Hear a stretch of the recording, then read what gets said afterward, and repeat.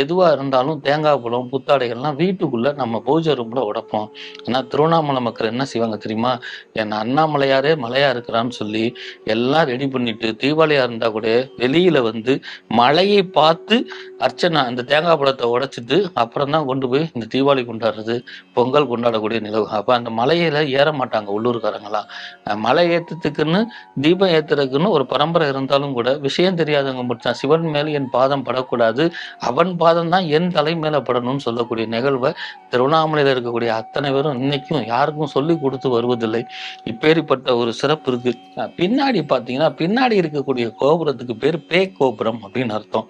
பேய் கோபுரம்னா பேய் கோபுரம்ல நம்ம உள்ளமாகப்பட்டது பேய். அதை கடந்து வருவதற்கு அதுவும் ஒரு அர்த்தம்.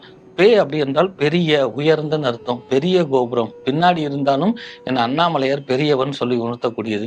அந்த பேய் கோபுரத்துக்கு எதிர்த்தாப்புல மலைக்கு போகக்கூடிய பாதை